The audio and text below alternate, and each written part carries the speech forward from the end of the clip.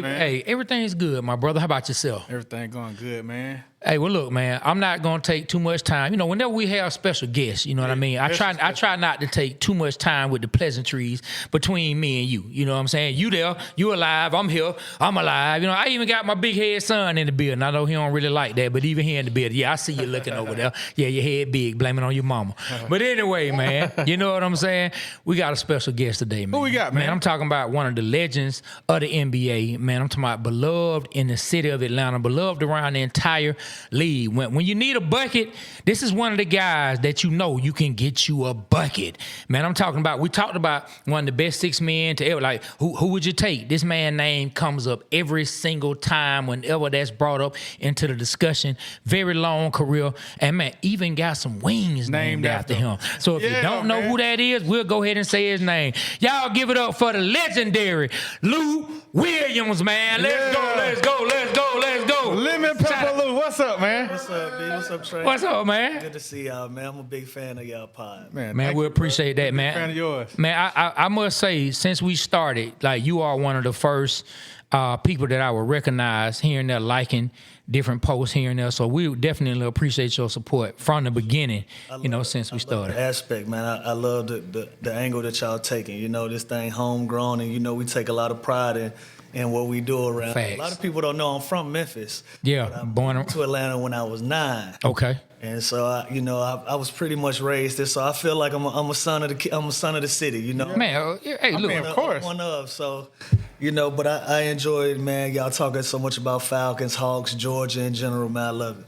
Yeah, I didn't know you was from Memphis. That's crazy. I was born in Memphis. But you ATLian, man. You've been here the majority of your life. I represent ATL. Like you said, man, I'm 38 now. I've been here 30. What? You sound like you still can play, man. Like you about 25. Man, my knees and back say different. My face, now, you know, I still got the baby face, but all this shit here.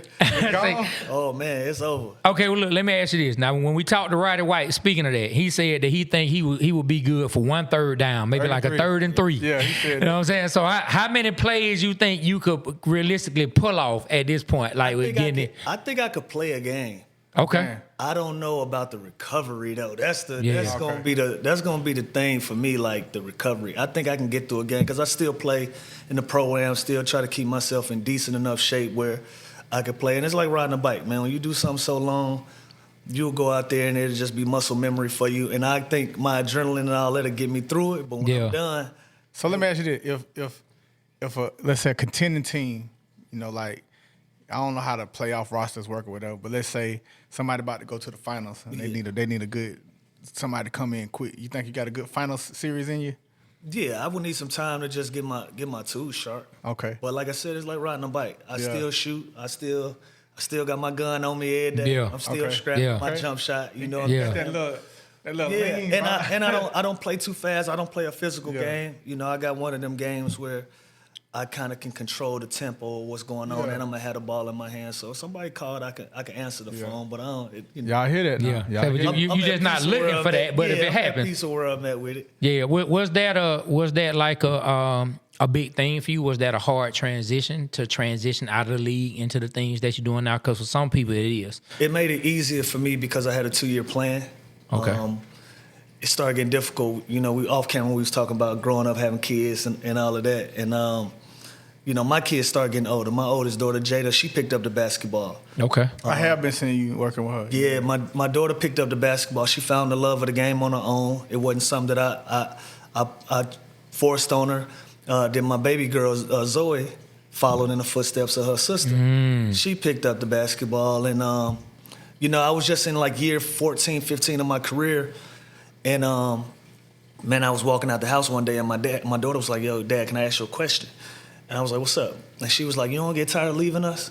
And that did something to me that changed everything in me because, you know, it's kind of unspoken. Like you go on the road, you working, you moving, and everybody learns to adjust around that. So you don't even really know how it's affecting anybody. Yeah. And my daughter, she spoke up, man, and was like, "Hey, dog, like, yeah, you know what I'm saying? Like, you missing a lot. And when you running around doing your own thing, you kind of forget that. You forget that. And so at that point, I started figuring out when I was gonna phase myself out, kind of start preparing for the next thing. And I never wanted to die a dinosaur in the league anyway. Like I never wanted to be one of them guys just sitting over there and not have anything to offer. And so I put a 2-year plan together. By the time I got to year 17, it kind of started getting out. Like I was thinking about moving on and doing something else. But my daughter was very instrumental in that. So because of that, I didn't really struggle with the not being around the game and all of that like a lot of guys do, because I was already preparing myself to get out of it. Man, like I'm glad that you brought that up. You know what I mean? And it goes to your character that when your daughter spoke up and said that, you immediately sat down, processed it, thought about it, and put a plan together. Because like we hadn't been in, the league, but we come from the music business, and so we traveled a lot ourselves. And it's a big thing to be gone from your families. Like, a lot of people think, man, you traveling here, you doing this, you doing that, you living the life. And yes, you having a lot of great experiences, but it's tough when you're away from the house, from your kid and your partner. Yeah, you miss a lot of moments. It's the ultimate sacrifice to bring some back to the fam, to be able to provide for the fam, but it's like the moments you missing, man. I miss so many birthdays, so many first time this, first time that. I missed a lot of them joints. That's why I'm active now, bro. I fly across country about a lot of this stuff. Yeah. Like if I'm in LA and I'm working, my daughter might have something going on, I gotta sacrifice it. Like, yeah. I gotta get her them 4 hours, yes. Get over here and turn back right around, just so she can see me, you know what I'm saying? Just so she know I care. But now she's 14 and she's starting to get busy. Now that's the funny part about it. Like now that she an athlete, her schedule picking up. Yeah. So she's starting to experience some of the stuff that I was going through. That's good. Like we have little family holidays. I can't roll. Yeah. You know what I'm saying? I got a tournament or I got a camp. Now she's starting to understand the sacrifices and what it take if you want to give yourself a fair shot at being something. You know what I'm saying? Man, that's dope, man. I'm gonna tell you this last little quick story about that. When you say the kids growing, we were traveling, and my son that's sitting over there, my son 13 now. I remember I came back, and my wife was like, we came back from a trip one day, and my wife was like, look, babe, look, he walking. And she trying to convince me that, yeah, babe, she trying to convince me that he walking for the first time. Man looked like he running a marathon out there. I'm like, this is not this man's first time walking. But she wanted me to feel like that's what I was seeing, because I actually missed those moments. Yeah. So that's dope, man, that you getting across the country doing whatever you got to do to give kids that time, man. Man, so you want to ask him a question, Be Rich? Yeah, man. So, all right, you one of the very few that went from high school to the pros, man. Mm-hmm. And I want to talk a little bit about that. But you was drafted by the Philadelphia 76ers, correct? Mm-hmm. Straight out of high school.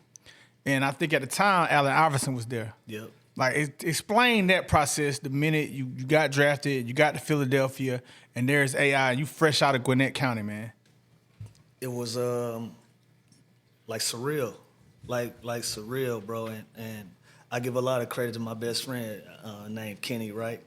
Because I was in a moment and just living it, but he was soaking it up because he right there with me. So a lot of stuff that I forget, he'd be like, bro, you don't remember when this happened? And I'm like, nah, because I was in it. I'm living in that moment. And so I was 17 when I got drafted. Mm-hmm. Not only did I get drafted to the Sixers, but, AI was my... Like that was your idol. That was my idol. That was who I looked up to. That's who I patterned my game after. That's crazy. And everything. And so, it was like half of it was, damn, I'm actually in the NBA now, to like, bro, that's AI right there. Yeah. You know what I'm saying? So it was like half of it I was a fan, and the other half like, hey, bro, tighten up. Like, you got to do, you need to do something. You know what I'm saying? And the best thing that Chuck did for me was, he just embraced me, man. Embraced me, and he never made me feel funny or like in a competitive nature with him. Because we played the same position. Like, he was so secure in where he was in his career. Like, he could have easily just destroyed me and be like, nah, not yet. But he brought me along slowly for surely with him. You know what I'm saying? Taught me little things about the game, and just like, it's documented how he kicked it, right? But what a lot of people didn't see behind closed doors was like how many injuries he played through, how many things that he went through to, man, just entertain that fan base and be a warrior. You know what I'm saying? Like, I seen dude play with broken bones and fractures and everything, and it was almost like you had to lock him in a room for him not to play. Yeah. Like he gave the city of Philadelphia everything he had. So me being 17, being able to sit right there with that and experience that on a night in and night out basis, bro, it was surreal to me. And that's why he was the reason I carried myself throughout my career. Like when I had a young guy like a Evan Turner come up under my wing, or a young guy like a Shea Gilgeous-Alexander, like you get to see those young guys, but you take them under your wing the same way he took me under his wing. Yeah, like he the epitome of when I say a player got a dog in him, he got that dog in him. Like me and him always go back and forth. Like I'm not gonna take anything away from Kevin Durant. Kevin Durant definitely has the skills, but to me he don't have that dog in him. And me and him always argue. Allen Iverson is the one that got that dog in him. If everybody wanted KD don't express his dog how people want him to express. I feel you, Lou, but I don't care whether he yells, scream, beat his chest or not. If you run off 10 or 12 in a row, that's a dog. Thank you. That's a dog. Like thank you. Like so my definition is this. Talk to me. You put that man like you put LeBron on a sorry Cleveland team, he gonna take him to the chip. Man, Durant ain't taking his teams to the chip by himself. Like the chips he got, he was a great enhancement piece, and he was the scoring leader on that team. But I wanted to see him do it in OKC. I wanted to see him do it in Brooklyn. I want to see him do it in Phoenix. He not doing it, Lou. It's something with that dog in him. He not getting there. It's something about it to me. Now, fair. I ain't gonna lie. Like we talked about this the other day. I would love to see the Hawks get him. Yeah. Cause I think that would be the piece we need to get there. You know what I'm saying? But I don't think he can do it by himself like some other players can. That's all I'm saying. But that's what I mean by that. But what you said about we talking those scenarios. Like let's be real.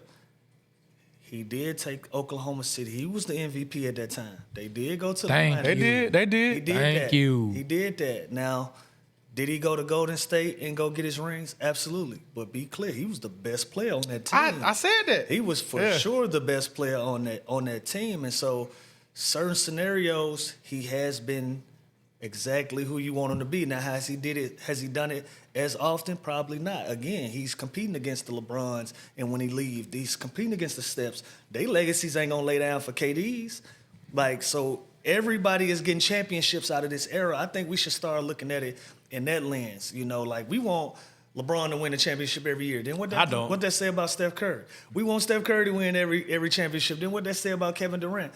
Then what that say about Jason Tatum? Like there is a balance of superstardom in our league that people not realizing because we just look at everybody's individual star power. Like why they ain't doing this? Like nigga, Jason Tatum ain't sweet.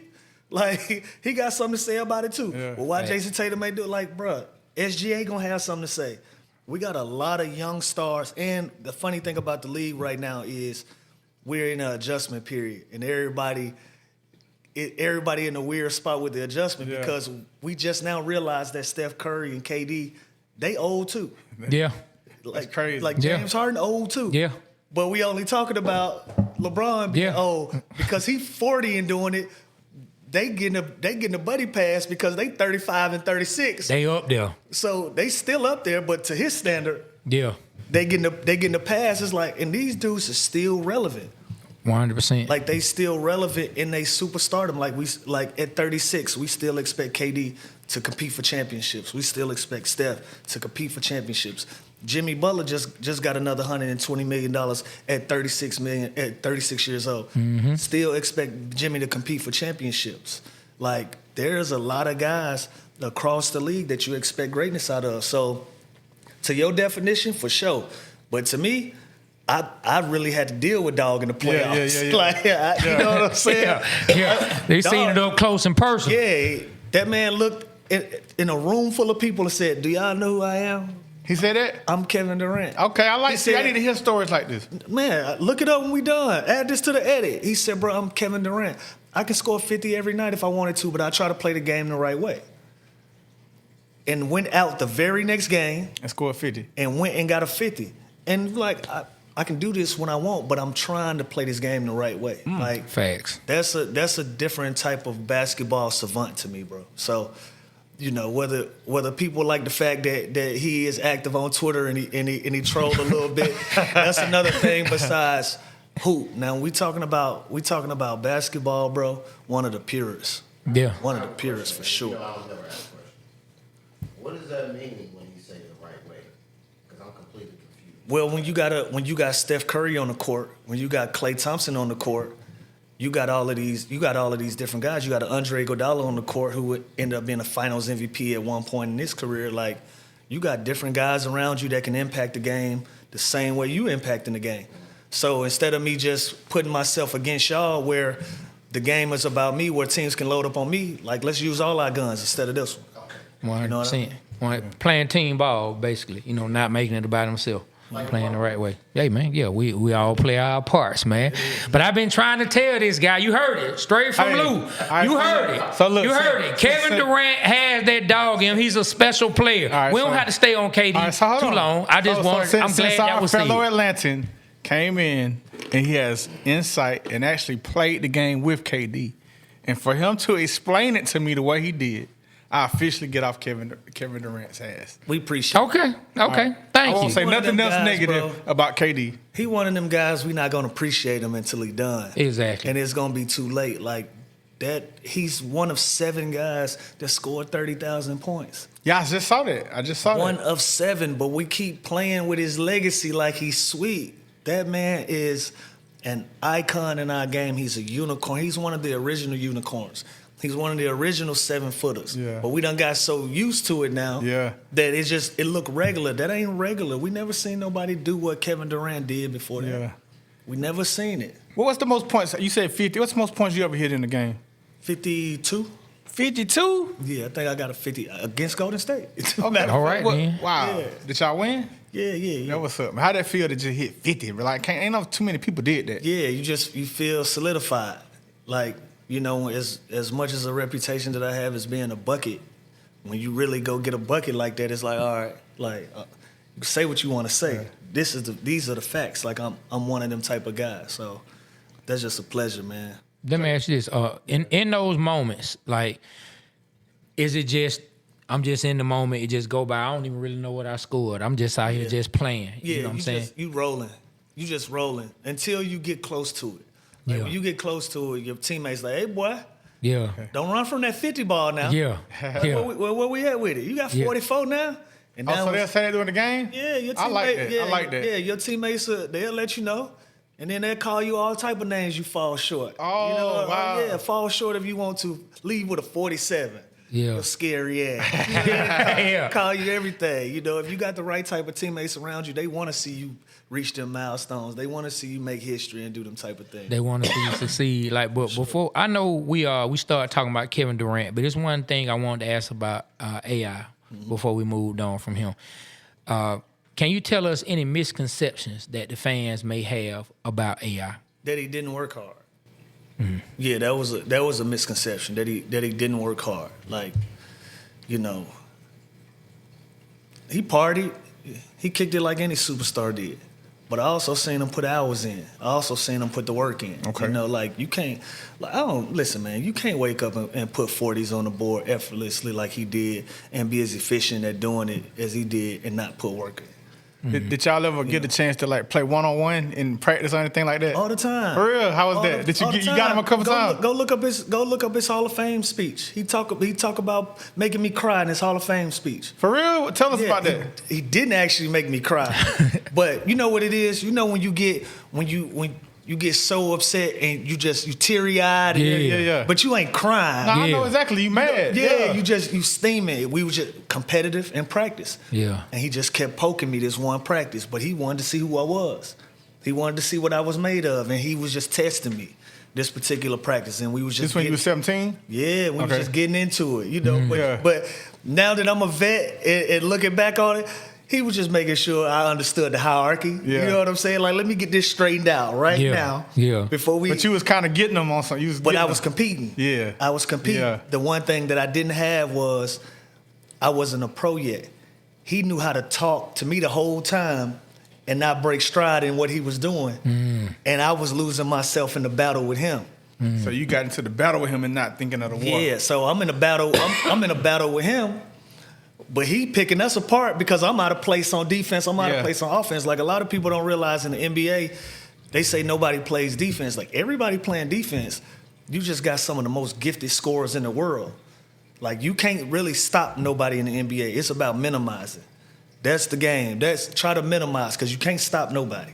Because these guys is, again, you talking about 7-footers with 3-point range. They can shoot 30 feet from the rim. You know what I'm saying? So with him, it was like, bro, try to minimize this dude as much as you can. And I'm not the greatest defender, so he was just doing everything that he could to get under my skin. And it was one of them. It was one of them type of practices, man. So again, for him to remember that though, man, and say his speech, that meant you meant something to him. That meant something to him, and it meant the world to me to get mentioned in his Hall of Fame speech. But again, you can't provoke that kind of emotion if you ain't working, bro. Yeah, you know 100%. What I'm saying? Like, dog work. That was one of the biggest misconceptions. Look, and I'm glad you shared that, because one of the biggest things that everybody always talk about when it come to AI, we all know the word. We all know practice. Yeah. That's what a lot of people believe. But you just said it. You can't do what he did. Yeah. And put up the stats he did, put up the wins that he did, and not be somebody who puts the work in. But I think our culture, like, when that was said, our culture knew what he was talking about, because, like, we know he great. We know he's just not out there just coming out the womb. That's he had to put the work in. So when he said that, you could tell, like, you tripping about practice, and I'm out here playing these games, giving my life on line, playing injured. That's practice. This is the games I'm doing in real life, and I think people took that that wording and thought he didn't care about practice. Yeah, and it wasn't that. He was just trying to clip. They took a clip at a time where he was going through a lot. People don't realize his best friend had just got killed before he did that press conference. Like, that part gets lost in that conversation. Like, he was dealing with something outside of basketball. So when he's saying we practice, like, y'all in here talking to me about practice. Yeah. When I got my friend. I got so many different things going on. We don't know that. Yeah, we in here talking about practice. So that clip lived with him forever, as if he never practiced. Yeah. You know what I'm saying? Yeah. When it was taken out of context, and at this point it's become an iconic thing. Anybody that don't want to practice, they go to that. You know what I'm saying? They go straight to that. He was a meme before memes was a thing. He went viral before him. Yeah, you right about that. You right about that. Taken definitely all the way out of context. Yeah, it definitely was. Hey, Trey, I know you wanted to ask something. I want you to go ahead and get that on out the way about the moment when you say, go ahead, Man, so you didn't really touch on the moment, but you did touch on, like, when you hit 50, you felt like, okay, I'm solidified. But I did want to ask you, if you could tell us a moment that you had where you were like, yeah, I belong. I'm about to get a lead this work. Man, probably like, I didn't really have a moment. It was a moment, I guess, but it was about a month long. Probably like in my fourth year, I was just running off 20s. Mm-hmm. And I was like, I've arrived. Like, everything that I went through up until this point, it's starting to make sense. Because you got to think it was a gamble even drafting me. Like, I'm again. You was drafted what, a number? 45. Yeah. I was a second round pick. Because they thought you was gonna go first and you dropped. I slid to the second round because, again, I was a kid. I didn't understand what I was preparing for. So every pre-draft workout I bummed. Mm-hmm. I didn't look good in pre-draft workouts because you got to think I'm in there with, college guys. That year that I came out was a draft-heavy year. That's Chris Paul, Raymond Felton year. That's Marvin Williams, right? That's the Marvin Williams year. Aaron Owens. It's a lot of different guys that were marquee guys in college, and I was in high school. But that was my workout group. So imagine every workout group you go you in there with Raymond Felton and Chris Paul and all of these guys. Overwhelming. A little overwhelming, you know what I'm saying? And so I just didn't perform, and so I slid to the second round. And I'm 6'2", 175 today. Yeah. So, then I had to be 160, 165. I'm in high school. I ain't doing no weight training. And so slid to the second round, and I knew I wasn't going to play. AI played 40 minutes a game, and his backup was Kevin Ollie. And KO was a vet, ended up going to be a national champion head coach at UConn. So I wasn't going to get no playing time in front of them. So I knew I was 2 years out from the beginning. So you just knew that? I knew I was 2 years out. You know what I'm saying? And so once I got to year 3, I was still trying to find my footing. You know what I'm saying? And so I was playing decently, like probably was, averaging about 8 to 10 points a game with the spot minutes I was getting. But my 4th year, they really said, yo, this your opportunity to go ahead and make your stamp. It's like make or break time. Okay. Let me see what you got. Yeah. And they gave me the ball. Yeah. And you made it count. made it count. So you like 20, 21 when you say you hit them 20s. Mm-hmm. And how many years did you play for Philly? My first 7. 7. Okay. Yep. All right. So first 7. So fast forward, man. You played with some greats. Man, I know everybody want to hear this. Tell us about what it was like playing with Kobe, man. Like the first time you walked in, you saw him. How did he embrace you? Like, was it like how AI was? Like, tell us that story. Yeah, man.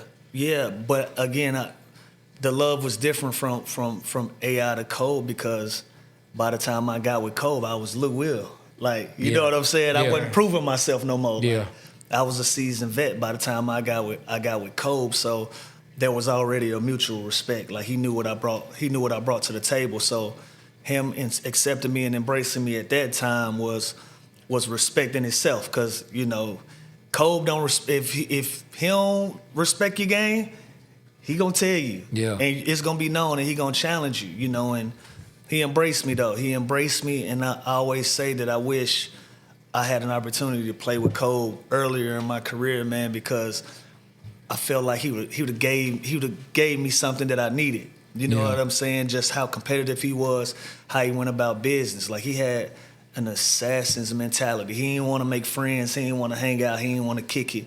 He just had isolated himself to the point it just drove him crazy to win. Yeah. And I think I felt like I needed somebody like that earlier in my career. You know what I'm saying? That was just zero dark 30 with this shit. Like, it's like military minded. So that's how he was, just all about basketball. He was all about hoop, bro. He was just locked in. He was all about Kobe Inc. Like everything. So whether it was the hoop, whether it was his business sense, whether it was him coaching his daughters in his Mamba program, like he was business about everything that he did. Like very structured.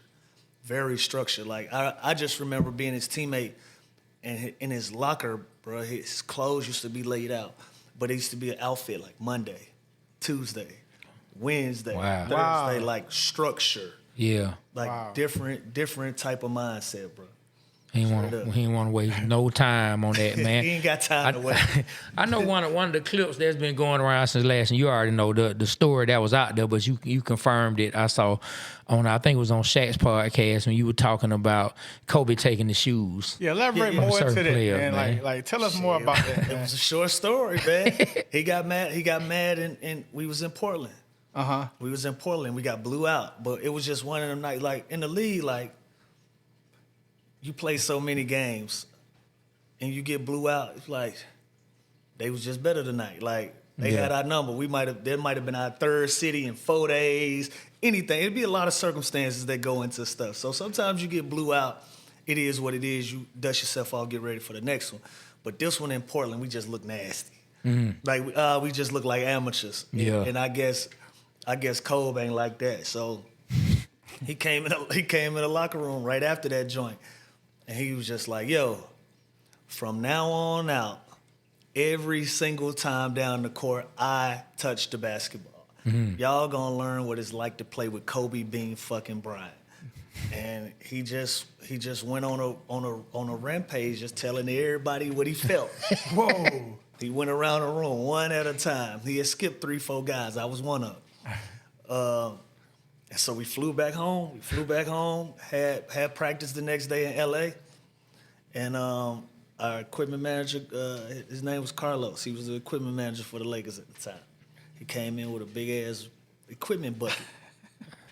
And he just was going around and just scooping Kobe's out of the niggas' lockers. he just started scooping. And so what make the story funnier is the only 2 people that was in the locker room when he did it. I was in the locker room. Nick Young was in the locker room. Oh man. And me and Nick had this funny ass relationship. We thought everything was funny. Yeah. So Nick is signed to Adidas. I'm signed to the Chinese company Peak. Okay. We don't got no Kobe's.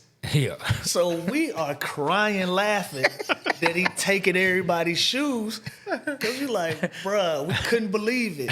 He said, yo, Kobe said y'all can't wear his shoes. Y'all niggas soft. He don't want y'all wearing his shoes. And he just was scooping the Kobe's out of everybody's locker room. Was there anybody that bucked? I'm like, man, I don't give a damn about these damn shoes. Like, did anybody try to buck on Kobe? No, because one, we had a lot of young guys on that team at the time. Like a lot of young guys. Wasn't nobody gonna challenge. Who was like the young guy that kind of ended up being something that was on the team? All of them. D'Angelo Russell. Okay. Was Julius on that team? Julius Randle, he was on that team at that time. Yeah. Brandon Ingram. Yeah. Oh wow. Jordan Clarkson. Yeah. All of them was on that team. See, I don't even remember that, man. Yeah. Was Nance on that team? Was Larry Nance Jr. was he on that team at the time? Was on that team. You don't remember a lot of that because I think a lot of people forget that we were in a rebuild. Yeah. Mm-hmm.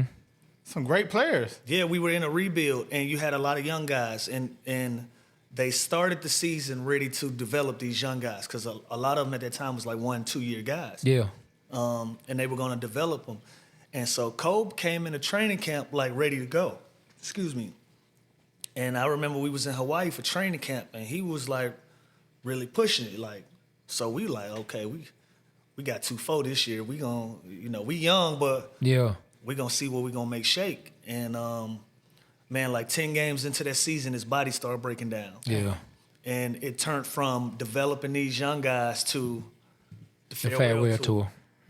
And a lot of that got lost in that season because I believe they traded Clarkson that summer. I believe they traded D'Angelo Russell maybe a summer after that. I forget the timelines, but eventually they just broke that young core down and they never really had an opportunity to do it in purple and gold. And plus, I done played with the Lakers and the Clippers. The Lakers don't develop talent. The Lakers is the Showtime Lakers. We here to compete in championships. So a lot of times when they have young assets, they ain't trying to keep. You just seen it. They just tried to trade Dalton Connect. I saw that. Anytime they got a young asset, they trying to turn that into a championship piece. Like I saw that. Yeah, they don't develop talent. Yeah, that's not what they do in they that. got Luka. Look at it. Yeah, they don't. We don't care nothing about this young shit. We want championships. Yeah, we ready to win now.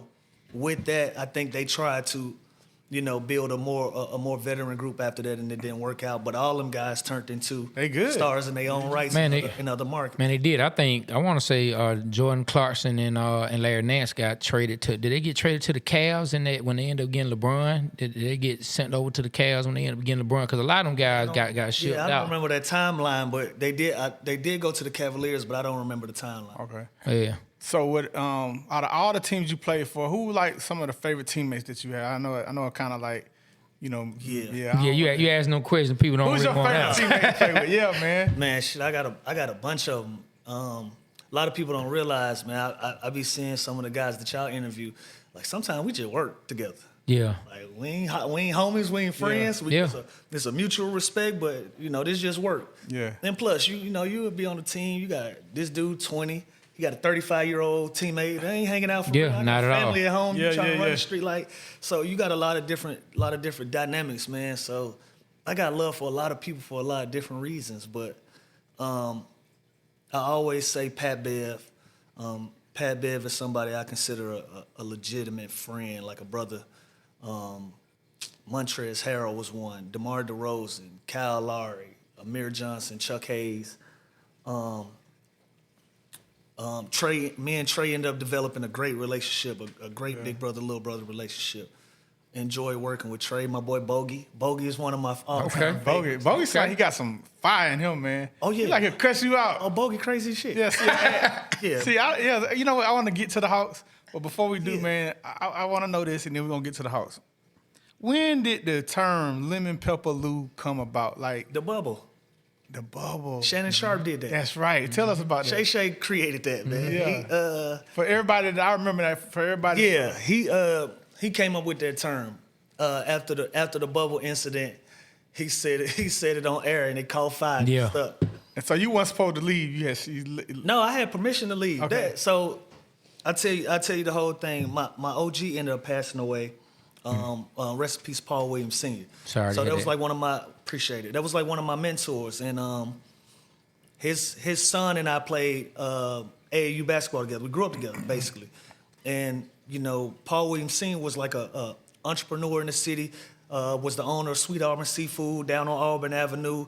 Owned a ton of Wendy's and different developments. He like the first black man in my life I ever seen like with cheese. Yeah. You know, like my boy Paul House was the first mansion I ever stayed in and spent the night. So this was somebody who was instrumental to me. He ended up passing away, and I had permission to leave the bubble to go to his funeral. And so I just want to paint this picture to y'all. I'm staying in a hotel. We eating the same food every day. Can't interact with nobody, none of that. So I want to eat. You know what I'm saying? So I'm out the bubble. Got a doctor traveling with me the whole thing. I go to his wake, and the wake was a street over from Magic City. Okay. So mind you, the club was closed basically, but the kitchen was open at this time, and I think they might have had some. No, the club was open because there was dancers in there. But this is what 4:30, 5 o'clock in the afternoon. We go in there and they did the whole ticker thing because they did a real investigation. It was 8 people in Magic City. Yeah. Probably 4 of them was with me. Yeah. You see what I'm saying? Yeah. So go over there. My homie Jack Harlow walks in. Shout out to Jack. All right, so let me paint this picture. I met Jack.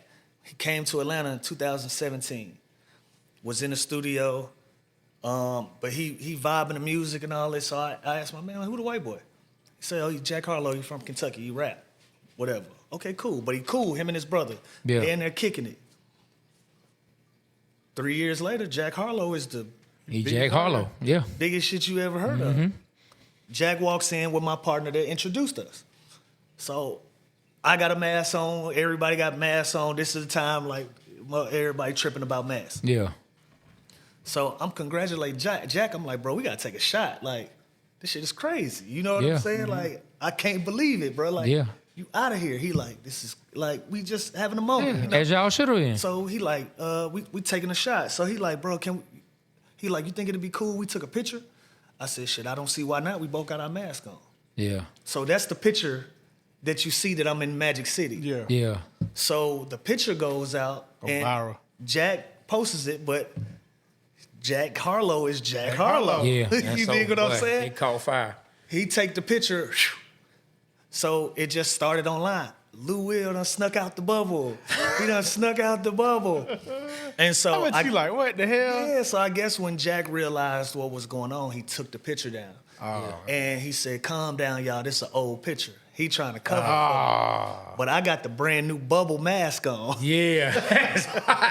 So all the investigators, man, that ain't no old picture. That's the brand new bubble. So that's where it starts. And then it got quiet for like 3 days. And I ain't think too much of it. I was back in the bubble already. Yeah. A lot Yeah. of people don't know that. I was already back in the bubble. And my GM called me and he was like, yo, who the fuck is Jack Harlow? And I'm like, I said, he a rapper, that's my friend. But what's up? Why you ask me that? He said, I'll call you back. Hung up on me. My Yeah. GM. I bet she was like, that was an empty feeling. Like, why did this man come for me? But I'm like, Jack Harlow? All right. As soon as that hang up, my agent called me. He said, yo, we got a problem. I said, what's up? He said, bro, you was in Magic last night? I said, no, I went to Magic yesterday evening to eat. Yeah. So the story has spiraled out of control. Like I was partying in Magic. Yes. Oh. It was cracking, It was this crazy. and that. And one of the first people that said something was Kendrick Perkins. Kendrick Perkins was like, basically I was tripping, this and that. And so I shot back.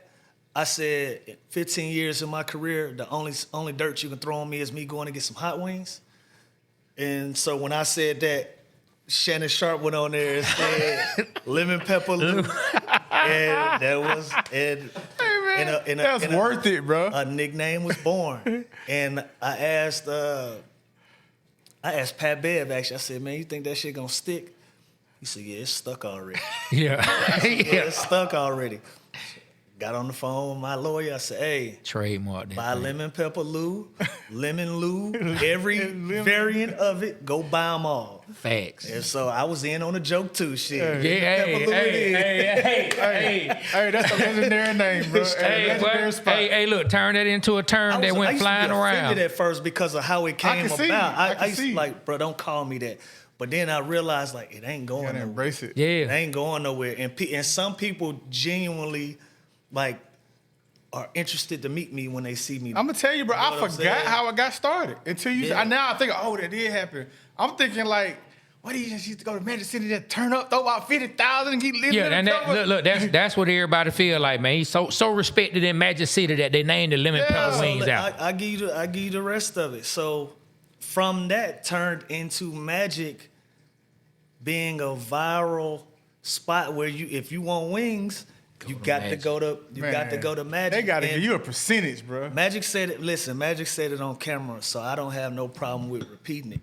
He said I kept the lights on for a little while over there during the pandemic because people was ordering so much food. Man. So he said it. I'ma repeat it. I would never take credit of keeping the lights on at Yeah. Magic City. Yeah. You know, Let me tell you how special it is. but the boss said it. Ryan Cameron came on the show. He got a place down in Doughboy. Got a Doughboy pizza down spot in South Cal Mall. Spot. And I was like, man, I'm a con. He told me that it was based off Magic City. Some of the flavors of the wings came from Magic City. And I was like, man, I'm gonna go down there and get some Lou Pepper wings. Oh, they don't allow us to have lemon pepper Lou at that spot. That's how special the Yeah. flavor is, Nah, man. it's a real thing, and I'm honored, man. If you can have a footprint in the city of Atlanta, That's such great, a bro. legendary spot. Spot. Yeah. You got to champion that. So shout out to all my people over there at the city. That's family. All right. Hey, well, look, let me ask you this about the bubble, man. You guys were looked at that particular year as the team that was going to take it before the pandemic What team happened. was you on then? That was the Clippers. The Clippers. And the Clippers. Everybody was looking at the Clippers as that was who everybody had there. Like if you had the bet or you had your thoughts on who was going to win it, they had an awesome team that year. Like and so. hurt. Yeah, like what about the bubble, or did the was bubble weird, did the bro. bubble affect you guys when it got into Yes, a playoff man. situation? Yeah, 1,000%. You got to think.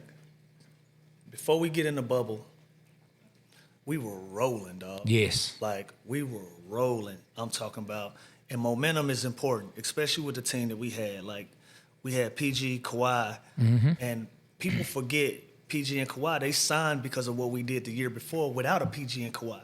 So they felt like, well, if you can just add some star power to what they got going on, we might have something. Yeah. And so adding that, it took us a while to find a rhythm. Like, it took us a minute to find a flow. But once we found it, dog, we was like, even games we lost, we like, we cool. We gonna fix that, keep rolling. Yeah. It got to be a difference, like playing in front of nothing, because crowd out, like the home court all advantage that shit- always, yeah. All of that shit played a factor. And so we go from that to taking basically a 2-month break. The time it took for them to even get everybody in the bubble. Yeah. And our personalities just wasn't for no lockdown shit. Like, we was the type of team, like, we won, and then, you know, we gonna have our dinner, we gonna have our wine, and then we gonna get back to work. Like, we was a social team, and we clicked like that. Yeah. You know what I'm saying? And so, putting us in that bubble, we was one of the teams that was just fighting it. Yeah. We was fighting it because, again, when you got so much momentum going on outside, like, this ain't it. Yeah. This ain't it. So we never went into it with the right mentality. We didn't go with the right mentality. We didn't even want to be there for real. You know, we were competitive, and so once it got down to the nitty gritty of it all, bro, and we were up 3-1, it was like shit was happening in slow motion, bro. Yeah. It was happening in slow motion because it was 3-1, then it was 3-2. We had a really good meeting after 3-2, like, let's close it out. And then it was 3-3, and our backs was against the wall. And then we got blew out game 7. And then it was just like, damn, it's over. You know what I'm saying? Like, Yeah. it really was a snowball effect. And I'm breezing through the story because at that time a lot had happened with us in that bubble. Like I said, my OG had passed away. Another one of my teammates, his grandmother had passed away. He had left the bubble. and Doc Rivers was our coach at the time, and he was one of the people in the forefront of all the social injustice stuff, like being very active, being hands-on with all of that type of stuff. And our team was as well. And you got to think, while the bubble is going on, everybody outside protesting.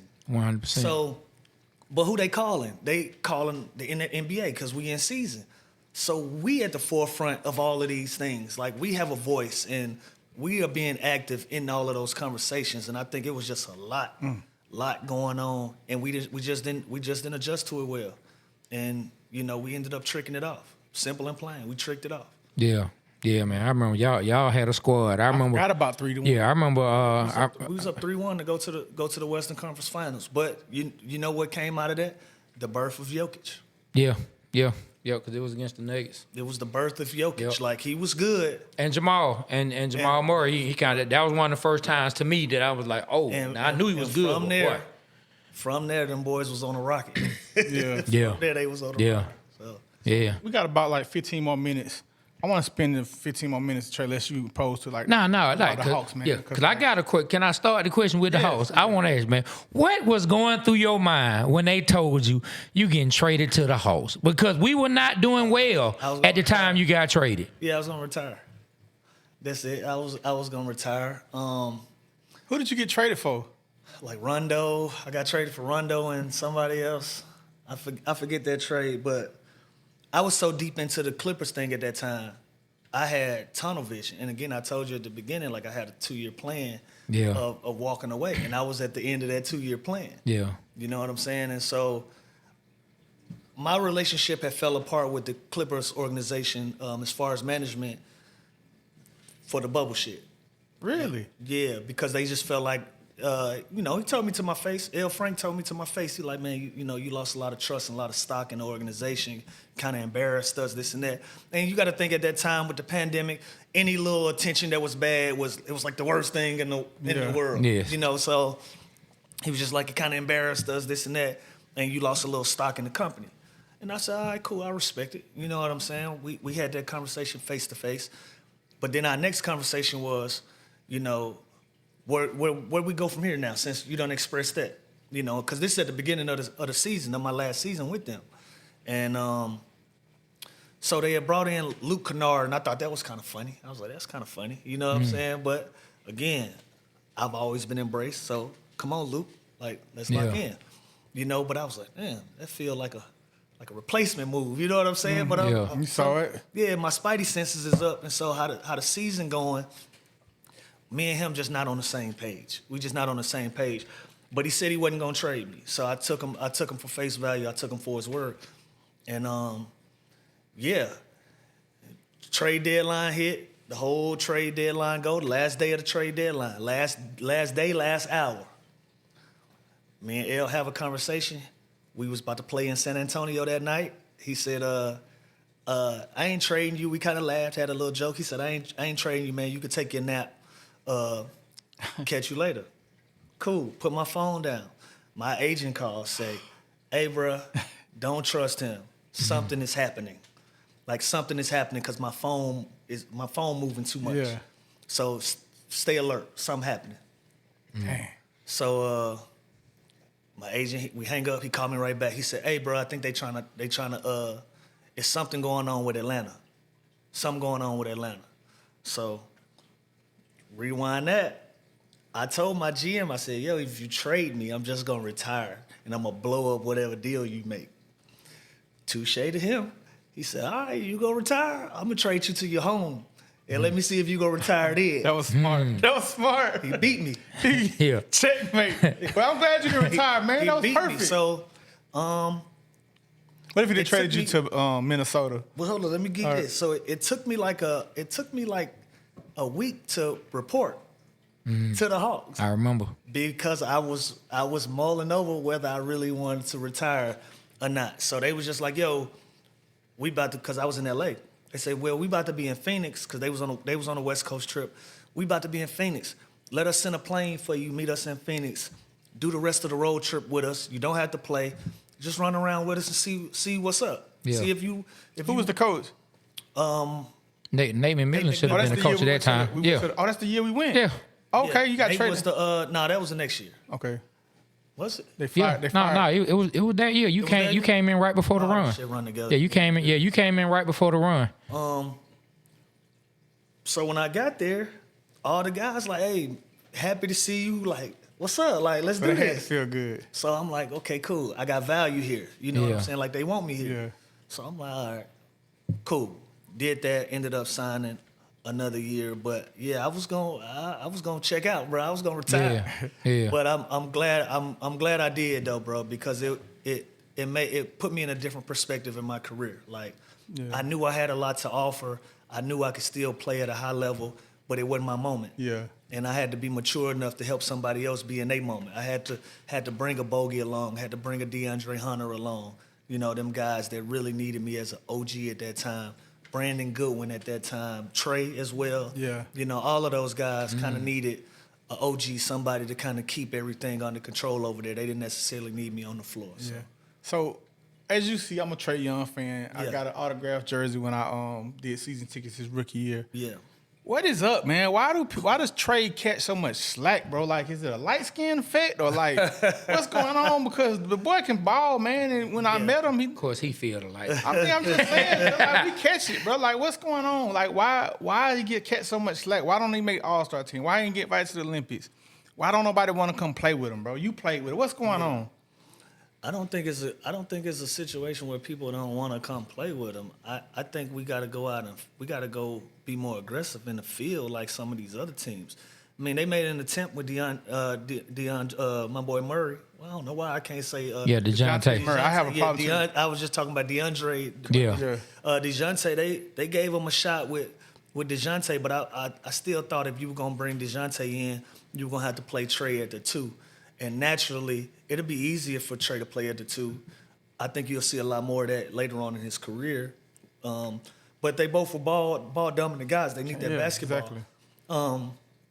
But I feel like they got to pair Trae up with a big, like a dominant big that's gonna be a scoring threat, that can be a pick and roll threat, a pick. You and saw pop how he threat. did with Wembanyama just in a little bit, bro. He was killing it. Or take a page out of the Knicks book. I know that's turning into a rivalry, but like you pair Brunson up with a cat. You know, like I love CC, I love Big O, I love Okongwu. Jalen Johnson is turning into that guy that can be that for him. Jalen Johnson's serious. Yeah, he gonna be that. But they just gotta put pieces around him that are reputable star-like players. It's no one star winning right now. Think of any one star, and you're gonna be able to name his teammate too. You think of Jason Tatum. He got Jaylen Brown with him. Yep. Think of Jalen Brunson. He got Big Cat with him. Yep. Even LeBron gonna keep a Luka or Anthony Davis with him. Yep. You send Anthony Davis. He got Kyrie with him. Yeah. Trae Young ain't got nobody. Dame Lillard. He got Giannis with him. Yeah. When you mention Trae Young, Yeah. Who the next guy? Man, that's So- you just solved the ultimate so puzzle. it's Trae Young. He's an easy target to criticize because he don't got nobody fighting with him. He don't got nobody fighting with him. It's just Trae fighting for himself all the time, and that's not like a dish to his teammates or nothing, because I still don't play with a lot of them guys. But it's just we're not in the market for us to be defended the appropriate way that Trae Young needs to be defended. And what you ended up seeing is Trae always defending himself. Like it's nobody stepping in front of it and taking a bullet for him, or being like a Draymond to a Steph Curry. Yeah. You know, That's like, what he need. Yeah. you did what I'm saying? Yeah. Like, so on no front that I just showed you, does he have security? He don't got security on the floor. He ain't got it off the floor. He ain't got it in the media or nothing. Like, it just be Trae fighting for Trae. And I think sometimes with that, he gets overlooked in a lot of the conversations, and he got to fight twice as hard. Man, you broke it down. to Perfect. get his respect, man. So, I said this on TV the other day. I don't know how fast y'all air, but after this year, they got to have a real conversation.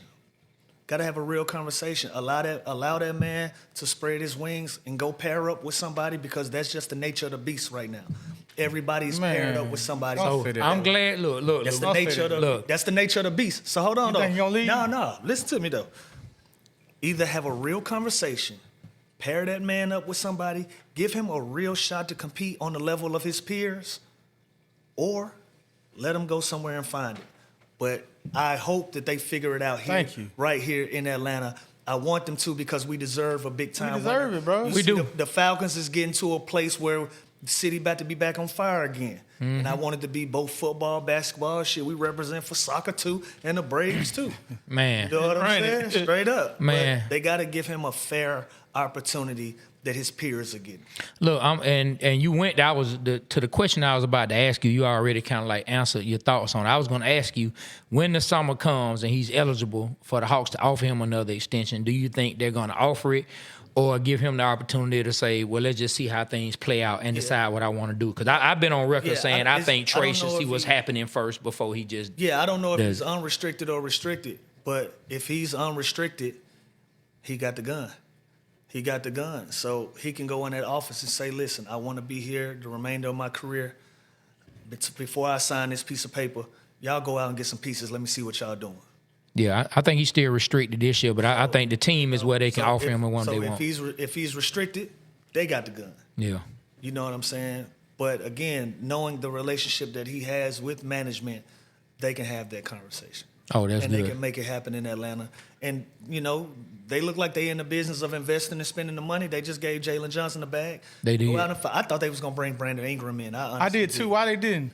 Who knows? Who knows what happened behind the scenes? But I thought like a Brandon Ingram, Jalen Johnson, and Trey, that's a really great start. Mm-hmm. That's a really great start. Why they Man, didn't trade Capella? I mean, Man, CC is a beast. I think CC is just in a position where, you know, he got another layer of his career. He probably can find it somewhere else. But CC is a beast, bro. Hey, let me ask you something, man. Can you holler at him and ask him, when he get a rebound, can he just kick it back out? that's not 'Cause basketball. He cannot make a layup for nothing. Be like, rich, he'll that's get not- Yeah, so let me pass, all right, but let when me he get tell a you. rebound, Break it down for Let him, me Lou. tell you. Please, because he won't listen Let to me me. tell you, is a team ever going to throw the ball into the post to Clint Capella? Absolutely not. So the only time that Clint Capella can get rewarded, if I got this offensive rebound, this my ball. But he don't just shot. make it, bro. That's a whole nother argument. But I'm just telling you from his vantage point. Okay. Listen, we already got our shot at the rim. This an extra one. And I'm keeping it. Yeah, I'm going back up with it. I'm going back up with it. But that's all bigs. look, hold on, Now, hold whether on, he look. efficient with it or Nah, not. Lou, that's look, I've seen Big O kick it out a couple times. But let me say this. This how Big O gonna eat though. Sometimes Big O gonna hook you. He gonna kick it out. But if O kick it out, I want you to pay attention to this. As soon as he kick it out, he gonna follow that basketball because he want it right back. Yeah, he gonna go out there to get hit. He want it right hit back. out there on the wing. Yeah, he's Okay, so trying to get him an look, open look. jumper. But look, Trey lets Capella eat now. Trey lob that thing right there. Boom, he getting it. That's what I'm saying. Somebody gotta give you that. Somebody gotta afford you them opportunities. Man, so when Clint afford himself an opportunity, Man, did my look, ball. look, hit him up, man. Be rich. Hit my Hey, Clint, ball. Be rich. Be Rich said, man, will you just kick it back out, man? Be Just rich. please. I'm talking about, man, you 6'10", 6'11", you get a rebound under the basket. You think that's say the this. smartest basketball Trey, if I- move to kick it way back out again? Go back up with the ball, man. Trey, you, but you need to be he's talking like about a how point- can he get his efficiency better, not to kick it back He's out. a That's 10 not gonna happen. He's a 10% field goal shooter. That's a different argument. That's a different argument. Getting rebounds and trying to put it back up. Come on, Clint. Please. Man, leave the man Clint. alone. Clint can rebound. He can dunk. He can play defense. Please, bro, just kick it back out to you. Man, leave that man alone. Kick it out to Lemon Pepper, Lou. Let him Man, let him leave that shoot it man three, alone. man. That All right. man gonna catch you at one of these hookah spots, and he gonna have some, he gonna show you what putting it right back gonna look like. Clint laid back. Clint super laid back. He's super chill. All right, so look, tell the story about Bogey, man, because Bogey looked like he didn't get into it with the coach, man. I think he got into it with Quinn a couple times, man. Yeah, Bogey just fiery, competitive, and you know, again, when you in a position where you was a starter, man, and you had an opportunity to be a lead guy, and then another coach brings you off the bench, and you feel like you can do more. I can give more. You're gonna get a lot of fiery, competitive spirit out of that, and that's all. Bogey from across that water, man, and he just got a fiery attitude, and he's competitive. But that's what I love about him. He keeps everything in check. Like you never see Bogey tripping in his street clothes. You never see him tripping in no interviews. Every time you see him tripping out, it's inside the lines when he's being fiery and competitive. That's all. Yeah.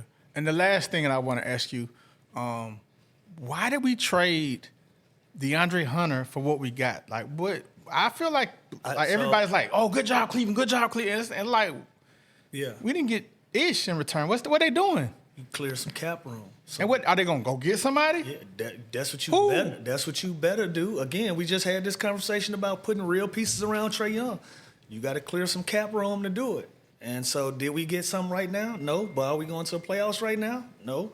So why keep all these assets? Let's flip some of these. Let's put some money in the bank. Let's see what we can do in the summer.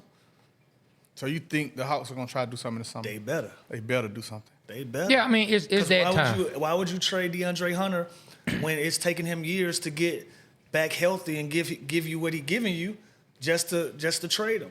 So in order for you to do that, to put another team that's in your conference in a better competitive spot, you feel like the next time we run into y'all when it count, we're gonna be all right. Do you think that? That's the only reason that'll matter. Do you Yeah. think Levert is on a like trial basis and they can get him cheaper after this year? Because like they're trying to say, hey, look, maybe we can bring him back to kind of like help Trey out, and then we get the piece we need, or this I might he be gone. speaking out of class, but bro, I don't think the Hawks are looking past this season. I think everybody is getting audition right now. Okay. And going into a big summer. I think just knowing the game, being around that ownership group, being like I played with Landry, I played with Kyle Korver. You know, Yeah. I've competed So how did he side get- by side with them. How did Landry? So he's a basketball player. You played with him. Yep. Yeah. So I don't. And was a I don't- hooper. I don't know nothing about him.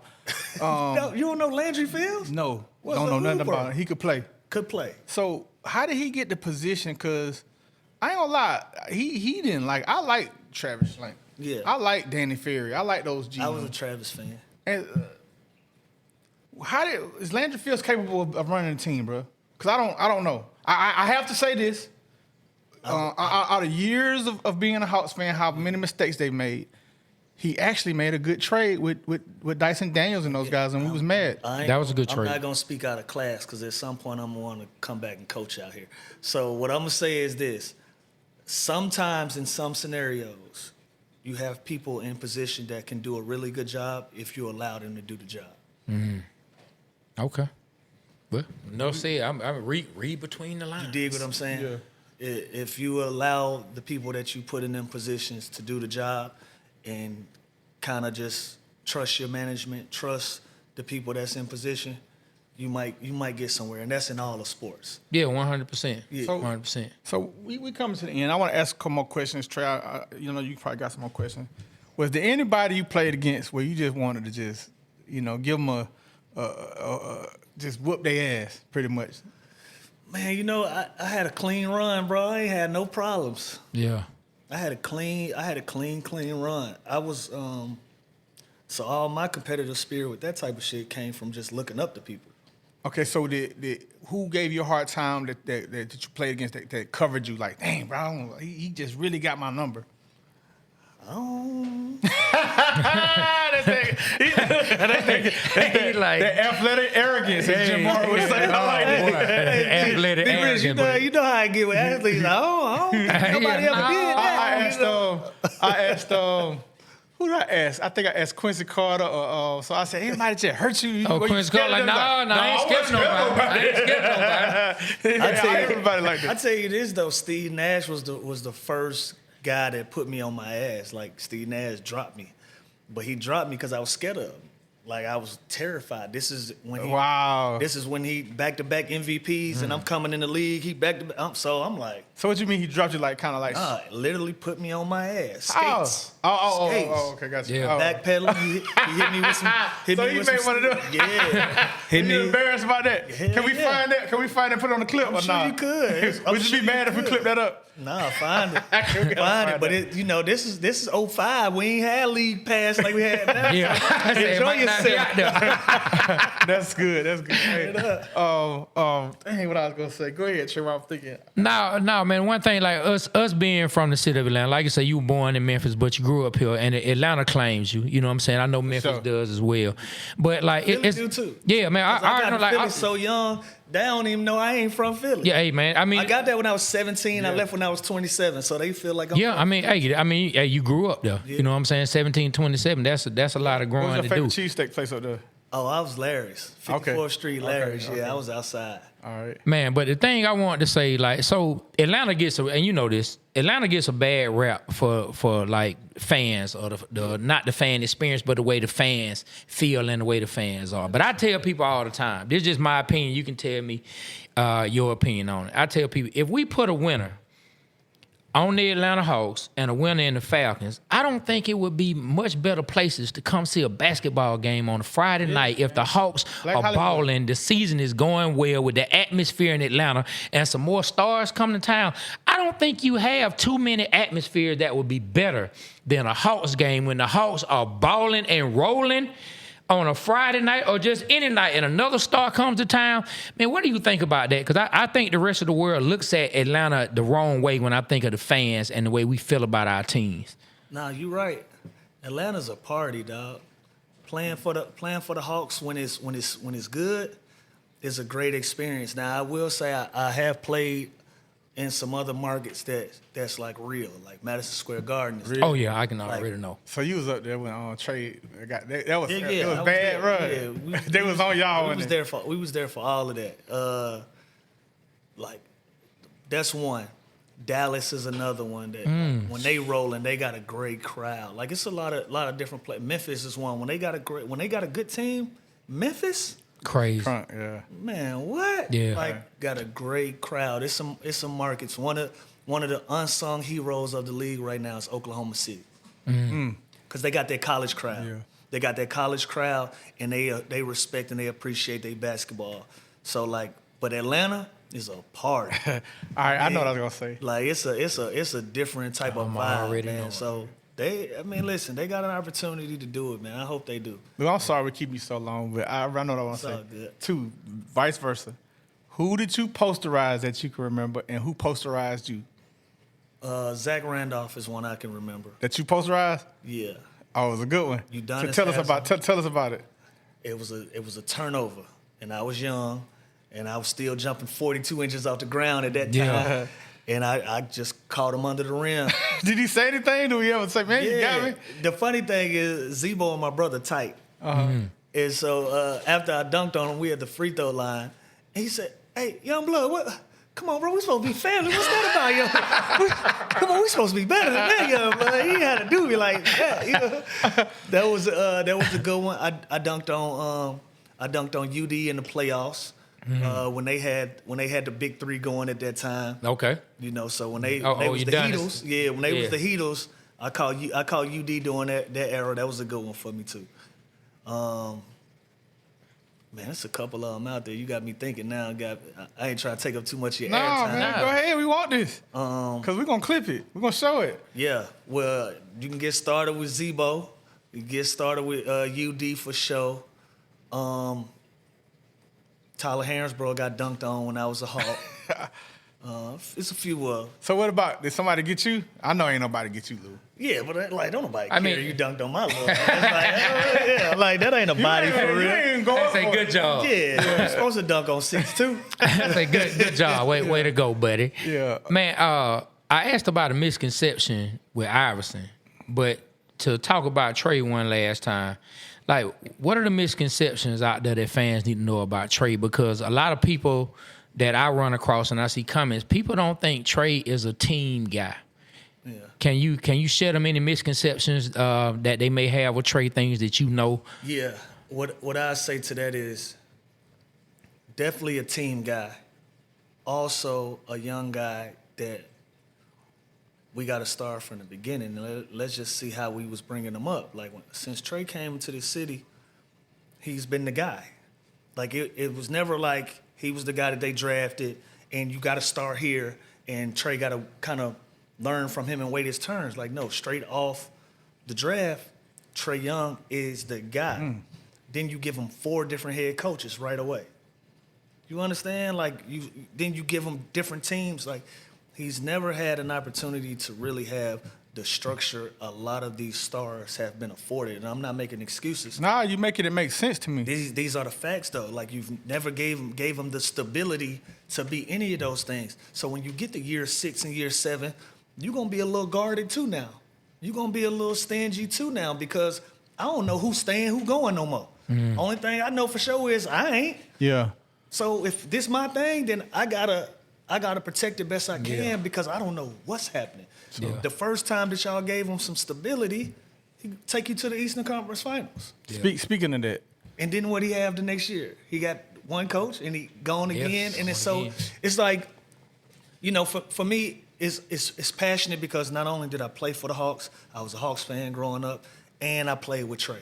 So I know every piece of it. yeah, you do. You know what I'm saying? So as much of the responsibility that the city wanna give Trey, the organization got to share some too. Yeah, that's true.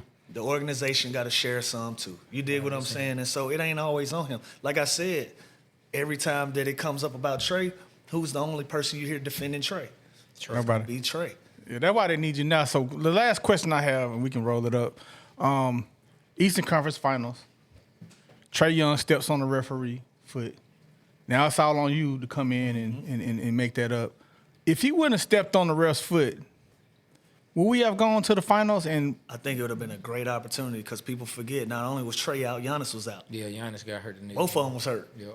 And Chris Middleton turned into fucking Kobe Bryant. It's Like he turned into Kobe Bryant, He but did. we felt great about our chances, and I think we would have felt even better with Trey playing the style of basketball that he was playing at that time. Like, Shawty was in his bag. Like it was a one. was that amazing to see? It was amazing to see, dog, because again, I hear all the criticism that he get. I hear it. So to see him actually like in his bag and proving everybody wrong, being in that run, I was like, hell yeah. Then he get hurt, Giannis get hurt, and it turned into a Chris Middleton show, and we didn't expect it. Yeah. We liked our chances, bro. Yeah. Nah, I did too, man. And you had a great series. You had your little patent. I played, yeah. I got some minutes. I won us a game. Yeah, against the Sixers. Yeah, I won us a game, pivotal game. Yeah. I went out there and I went and got a Sixers game. I went and got Yeah, one when of they them got get a Milwaukee Bucks. ones, too. Uh-huh. Went and got one of them. But it was cool. But again, when my number was called, I was always Yeah, ready. you was there. But, You was there. You know, more consistently, Nate was only playing me 8 to 10 minutes a game, and I couldn't get jiggy with it. I couldn't do nothing for him with it. So I had a chance to get some preview information. You know, y'all had Nate come in. Nate coached y'all great. And then it was told to me that at the beginning of the season, Nate switched up on y'all. He changed the coaches. You do got. I listen. I talked to the Real dude, is real. and he said that he lost the team with that. He said he got some coaches, got his brother, got rid of the people, and he started trying to be militant, and he wasn't like that the second half of the year. Is that what happened? I mean, I know you're trying to coach him here. No. I just want to take a second to think because I want to be as factual as possible. I think what happened was I think they should have fired Nate with. I wasn't there for Lloyd. I came in when it was already Nate. But sometimes when you fire the head coach, but you keep his staff, you kind of still got those ideologies in the building. Okay. Yeah. And I think Nate still had some of those ideas by the time I got there. And they should have moved on from Nate at that point too, and should have just got rid of the whole crew if that's what you was gonna do. But you ended up being successful, and it put you in a position where it's like, well, do we keep rolling this way, or should we go ahead and change it out? And because we had success, I think decision was made to play it out again, another season, And see when how in it's reality, it should have went on and Wow. Okay. Changed. it should have went on and changed. And no, it turned into, instead of doing it wise early, kind of overstayed his welcome. Like even with me, like, you know, he wanted me to be somebody different than who I was, and just never could. Me and him just could never catch a rhythm. And Nate ain't people. He ain't people friendly. Yeah. He just ain't a people's person. Got that militant mindset. Yeah, he's just not a people's person, and he's older, and you got all these young guys, and you know, being able to speak the language, being able to communicate to a lot of young guys, that's an important part of the changing in these generations. And I don't think Nate did a good job of keeping the locker room in the aspect of where these guys were in his career and not reading the room the right way and coaching them in that language. Well, man, this was a fun interview for me, man. You kind of like really helped me on my Miss Doggish on KD. I'm gonna give KD his props Thank you. by you Thank you. saying Appreciate that. it. I'm glad you said You really kind of like made it make sense to me with the Trae Young and you saying everybody had a duo. You think of LeBron, you think of this. You think of Luka, you think of this. Sure. Like with Trae, he don't have that. And I want the fans to understand that because I think we so hard on them. You so hard on them that it's gonna push him out the way. I don't want that. I don't want the Atlanta media to push him out. You'll compare him to Luka and be like, well, Luka doing this. Luka also got Kyrie. And he done had other guys before that to help him along the way. Not saying Trae hasn't, but he ain't had no Kyrie. So he definitely ain't had a Kyrie. You educated me on that, and the fact that you gave me the privy on the Hawks and stuff. And I love this interview, man. So thank you for coming on here. Like that's love, man. I've been knowing you grand hustle with us. Yeah. You know, we grand hustle, man. Yeah, we appreciate it, Lou. Yes, indeed. Hey, man, the first official basketball player that didn't come on the show, man. We pretty much had nothing but football players, and we had one track star, man. Shout out to Maddie Cooper, man. So you our first one. Yeah, man. If you can help us get some more, we love it. For sure. And man, look, man, spread the word. Your podcast is blowing up, and I see you blowing up on ESPN. Yeah, the Underground Lounge. Man. Underground Lounge. Hey, I want to see you up there. I seen L. Duncan go up there. I see Ryan Clark doing this thing. I see you being something big in the TV world, man. So don't forget us, man. It's going a lot of different ways, dog. They going from cable to the streaming. So it's gonna be a lot of opportunities open up. You're gonna see Netflix do a lot more games. You're gonna see the Amazon Primes and the Peacocks doing a lot more games. And so, you know, it don't stop and go with ESPN now. That's what I love about the game. Yeah, because you're doing well. A lot of different places where you know you can spread your gospel and do it the right way. So you think our show got an opportunity? We've got a good foundation to make some noise? Hell yeah. Now listen, if y'all gonna stay homegrown, y'all gotta go ahead and start touring now. Go and take it down to the Statesboro, Gainesville, hit Gwinnett County. So go do the show there like that? We do live activation. So every on Tuesdays we film like this, just in-house. We call that after hours, the Underground Lounge after hours. On Wednesdays we do the lives. So every time you see us with a guest or something, we probably got 35, 40 people watching us and a part of the conversation, man. So you start building out, you can get 20, 25 people in there. Then next thing you know, the next time we do it, we gonna a little $5, $10. And listen, music business, same thing, hard ticket sales. Yeah. Become a hard ticket sale artist, become a hard ticket sale pod, and grow from there, bro. Yeah, I wish we would have come down to the one right at the end of the year. I think it happened on my birthday, December 30th. Y'all did a live, so it happened on my birthday. Southside. Yeah, man. Yeah, well, we'll be back in what's this? We'll be back in March. Man, we want to come support, man, any kind of way what you're doing, and like anything you need us to do, we there, man. Because thank you for this. I owe you, bro. Man, it's the Atlanta way, man. Yeah, man. Hey, well, look, we appreciate Lou coming through today, man. Y'all check him out on the Underground Lounge. Run It Back also right on FanDuel TV. Y'all check him out on ESPN. Check him out everywhere he is. And man, this been a real great show, man. Hey, look, and we tell y'all all the time, we represent Atlanta because Atlanta represents us, man. So on behalf of myself, Trae, my partner, B Rich, the legendary Lou Will, and Aaron Pittman, the Waterboyz Show, we are out. Kill the camera.